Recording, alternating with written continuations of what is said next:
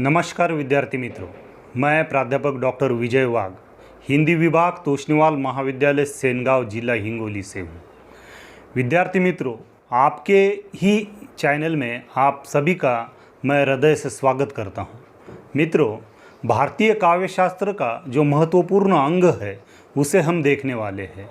वो क्या है? तो उसका नाम है काव्य का अर्थ, परिभाषा तथा स्वरूप। काव्य का अर्थ, परिभाषा और स्वरूप के एमसीक्यू हम देखने जा रहे हैं। लेकिन मेरा ये प्रयास है कि काव्य की जो परिभाषाएं हैं उसकी न केवल परिभाषाएं हमें देखनी है, तो उसका अर्थ भी हम जानेंगे। तो चलिए मित्रों, हम देखेंगे काव्य का अर्थ, परिभाषा तथा स्वरूप के एमसीक्यू। प्रश्न पहला है, प्राचीन काल में, आदिकाल एवं मध्यकाल में किसे साहित्य शास्त्र तथा अलंकार शास्त्र कहा जाता है? ए. रसायन शास्त्र, बी. भूगर्भ शास्त्र, सी. काव्य शास्त्र, डी. जीव शास्त्र। और इसका उत्तर है सी. काव्य शास्त्र। प्रश्न दूसरा है, साहित्य शब्द की व्युत्पत्ति कौन से शब्द से हुई है? ए. अहित, बी. सहित, सी. अलंकार, डी. साहित्यन। इसका उत्तर है बी. सहित। प्रश्न तीसरा है, आधुनिक साहित्य में साहित्य का प्रयोग अंग्रेजी के कौन से शब्द का पर्याय है? A. Drama, B. Novel, C. Language, D. Literature. और इसका उत्तर है डी. लिटरेचर। प्रश्न चौथा है, आचार्य भामह डैश डैश शताब्दी के प्रमुख संस्कृत आचार्य थे? ए. छठी शताब्दी, बी. सातवीं शताब्दी, सी. आठवीं शताब्दी, डी. नवीं शताब्दी।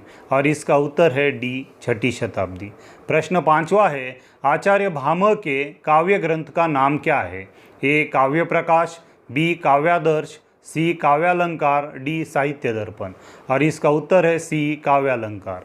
प्रश्न नंबर 6, शब्दार्थों सहितो काव्यम, अर्थात शब्द और अर्थ के सहित भाव को काव्य कहते हैं। काव्य की यह परिभाषा किसने दी है? ए. आचार्य वामन, बी. आचार्य भामह, सी. आचार्य विश्वनाथ, डी. आचार्य मम्मट। और इसका उत्तर है बी. आचार्य भामह। प्रश्न सातवां है, आचार्य दंडी डैश डैश शताब्दी के प्रमुख संस्कृत आचार्य थे? ए. छठी शताब्दी, बी. सातवीं शताब्दी, सी. आठवीं शताब्दी, डी. नवीं शताब्दी। और इसका उत्तर है बी. सातवीं शताब्दी। प्रश्न आठवां है, आचार्य भामह के काव्य ग्रंथ का नाम क्या है? ए. काव्य प्रकाश, बी. काव्यादर्श, सी. काव्यालंकार, डी. साहित्य दर्पण। और इसका उत्तर है बी. काव्यादर्श। प्रश्न नौवां है, शरीर तावद इष्टार्थ व्यवच्छिन्ना पदावली, अर्थात अभिप्रेत अर्थ को व्यक्त करने वाली सुसज्जित पदावली ही काव्य का शरीर है। काव्य की यह परिभाषा किसने दी है? ए. आचार्य दंडी, बी. आचार्य भामह, सी. आचार्य विश्वनाथ, डी. आचार्य मम्मट। और इसका उत्तर है ए. आचार्य दंडी। प्रश्न 10वां है, आचार्य रुद्र डैश डैश शताब्दी के प्रमुख संस्कृत आचार्य थे? ए. छठी शताब्दी, बी. सातवीं शताब्दी, सी. आठवीं शताब्दी, डी. नवीं शताब्दी। और इसका उत्तर है डी. नवीं शताब्दी। प्रश्न 11वां है, ननु शब्दार्थो काव्यम, शब्द और अर्थ के समन्वय को ही काव्य माना है। काव्य की यह परिभाषा किसने दी है? ए. आचार्य दंडी, बी. आचार्य भामह, सी. आचार्य रुद्रट, डी. आचार्य मम्मट। और इसका उत्तर है सी. आचार्य रुद्रट। प्रश्न 12वां है, आचार्य मम्मट डैश डैश शताब्दी के प्रमुख संस्कृत आचार्य थे? ए. आठवीं शताब्दी, बी. नवीं शताब्दी, सी. 11वीं शताब्दी, डी. 12वीं शताब्दी। और इसका उत्तर है डी. 12वीं शताब्दी। प्रश्न 13वां है, आचार्य मम्मट के काव्य ग्रंथ का नाम क्या है? ए. काव्य प्रकाश, बी. काव्यादर्श, सी. काव्यालंकार, डी. साहित्य दर्पण। और इसका उत्तर है ए. काव्य प्रकाश। प्रश्न 14वां है, तददोषो शब्दार्थो सगुणावन अलंकृति पुनः क्वापि, अर्थात काव्य दोष रहित और गुण सहित शब्द और अर्थ का समूह है। वह अलंकृत भी है किंतु कहीं कहीं अनलंकृत भी होता है। काव्य की यह परिभाषा किसने दी है? ए. आचार्य दंडी, बी. आचार्य भामह, सी. आचार्य विश्वनाथ, डी. आचार्य मम्मट। और इसका उत्तर है डी. आचार्य मम्मट। प्रश्न 15वां है, आचार्य विश्वनाथ डैश डैश शताब्दी के प्रमुख संस्कृत आचार्य थे।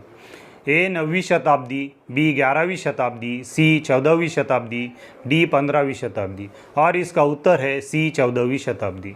प्रश्न 16वां है, आचार्य विश्वनाथ के काव्य ग्रंथ का नाम क्या है? ए काव्य प्रकाश, बी काव्यादर्श, सी काव्यालंकार, डी साहित्य दर्पण। और इसका उत्तर है डी साहित्य दर्पण। प्रश्न 17वां है, वाक्यम रसात्मक काव्यम, अर्थात रसात्मक वाक्य ही काव्य है, काव्य की यह परिभाषा किसने दी है? ए आचार्य दंडी, बी आचार्य भामह, सी आचार्य विश्वनाथ, डी आचार्य मम्मट। और इसका उत्तर है सी आचार्य विश्वनाथ। प्रश्न 18वां है, आचार्य पंडितराज जगन्नाथ डैश डैश शताब्दी के प्रमुख संस्कृत आचार्य थे। ए 11वीं शताब्दी, बी 13वीं शताब्दी, सी 14वीं शताब्दी, डी 17वीं शताब्दी। और इसका उत्तर है डी 17वीं शताब्दी। प्रश्न 19वां है, आचार्य पंडितराज जगन्नाथ के काव्य ग्रंथ का नाम क्या है? ए काव्य प्रकाश, बी रसगंगाधर, सी काव्यालंकार, डी साहित्य दर्पण। और इसका उत्तर है बी रसगंगाधर। प्रश्न 20वां है, रमणीयार्थ प्रतिपादकः शब्दः काव्यम, अर्थात रमणीय अर्थ का प्रतिपादन करने वाला वाक्य ही काव्य है, काव्य की यह परिभाषा किसने दी है?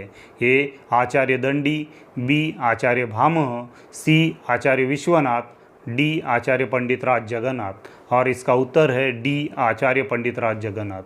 प्रश्न 21वां है, यद्यपि सुजाति, सुलक्षणी, सुवबईन, सरस सुव्रत, भूषण बिनु न बिरजाई, कविता वनिता मित, अलंकार को काव्य का सबसे महत्वपूर्ण लक्षण माना है, काव्य की यह परिभाषा किसने दी है?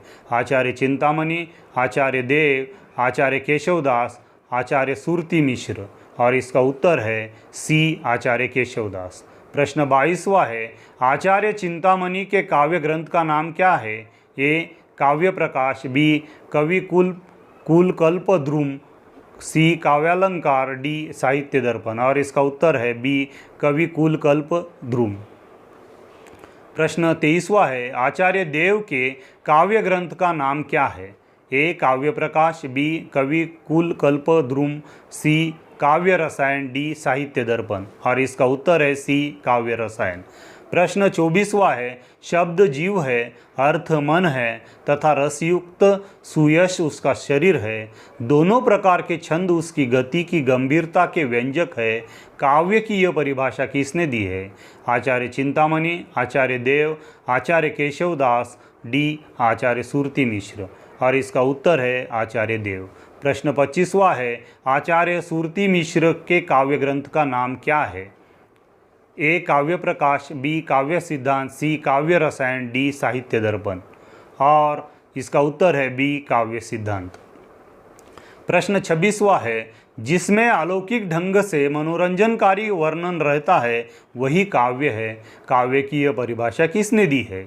आचार्य चिंतामणि, आचार्य देव, आचार्य केशवदास, आचार्य सुरती मिश्र। और इसका उत्तर है डी आचार्य सुरती मिश्र। प्रश्न 27वां है, जिस प्रकार आत्मा की मुक्तावस्था ज्ञान भाषा कहलाती है, हृदय की ऐसी मुक्ति साधना के लिए मनुष्य की वाणी जो शब्द विधान करती आई है उसे कविता कहते हैं, काव्य की यह परिभाषा किसने दी है?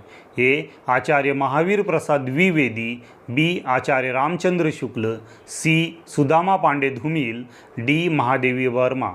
और इसका उत्तर है आचार्य रामचंद्र शुक्ल। प्रश्न 28वां है, किसी प्रभव उत्पादक और मनोरंजन लेख, बात या वक्रता का नाम कविता है, काव्य की यह परिभाषा किसने दी है?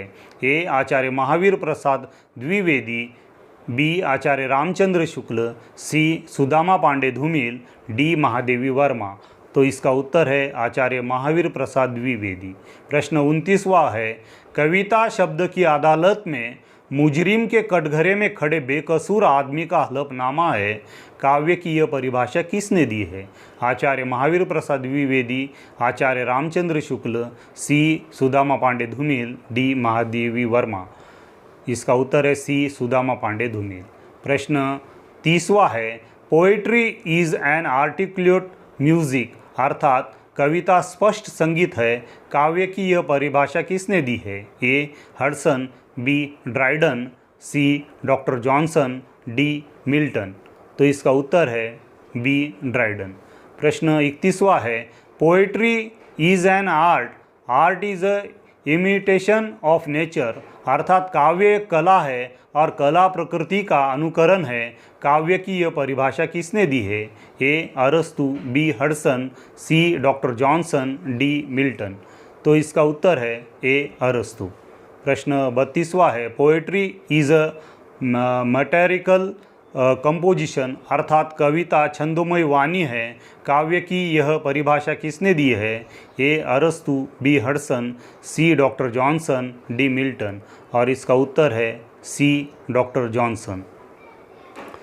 धन्यवाद मित्रों, मैंने जो ये परिभाषाएं आपको बताई है, यह संस्कृत के आचार्य, रीतिकालीन आचार्य तथा हिंदी साहित्य के विद्वान मनीषी और पाश्चात्य विद्वानों द्वारा दी गई परिभाषाएं थी।